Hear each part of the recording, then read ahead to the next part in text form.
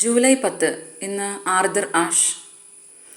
1943 July 10 USA വിർജീനിയയിലാണ് Arthur Robert Ashe junior എന്ന Arthur Ashe ജനിച്ചത്. അമേരിക്കൻ പ്രൊഫഷണൽ ടെന്നീസ് കളിക്കാരനായിരുന്ന ആർതർ US ഡേവിസ് കപ്പിലേക്ക് തിരഞ്ഞെടുക്കപ്പെട്ട ആദ്യത്തെ കറുത്തവർഗക്കാരനായ കളിക്കാരനും US open, Wimbledon, Australian open എന്നിവയിൽ സിംഗിൾസ് കിരീടം നേടിയ ഏക കറുത്തവർഗക്കാരനുമായിരുന്നു. 1980 അദ്ദേഹം ടെന്നീസിൽ നിന്ന് വിരമിച്ചു. വിജയം ഒരു യാത്രയാണ് എന്ന ഉദ്ധരണി ആർതർ ആഷയുടേതാണ്.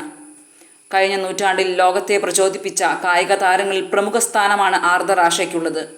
ഒരു ടെന്നീസ് ഇതിഹാസം എന്നതിനേക്കാൾ ഉപരി അദ്ദേഹം നേതൃത്വം നൽകിയ സന്നദ്ധ പ്രവർത്തനങ്ങളും വ്യക്തിജീവിതത്തിൽ പുലർത്തിയ മാന്യതയും മാതൃകാപരമാണ്.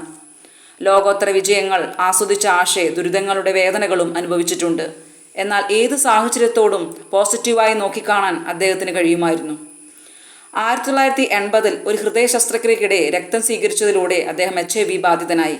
എന്നാൽ താൻ എയ്ഡ്സ് രോഗിയാണ് എന്നോർത്ത് ആരെയും കുറ്റപ്പെടുത്താനോ പരിതപിക്കാനോ പോകാതെ അദ്ദേഹം തൻ്റെ കർമ്മമേഖലകളിൽ ശ്രദ്ധ കേന്ദ്രീകരിച്ചു.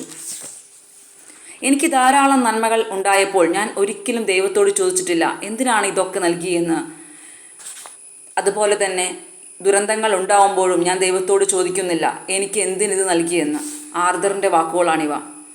1993 ഫെബ്രുവരി 6 എയ്ഡ്സ് ബാധിതയെ തുടർന്നുണ്ടായ ന്യൂമോണിയ ബാധിച്ചാണ് ആർതർ അന്തരിക്കുന്നത്. US ഓപ്പണിൻ്റെ പ്രധാന വേദി ഇന്ന് അറിയപ്പെടുന്നത് ആർതർ ആഷയുടെ പേരിലാണ്.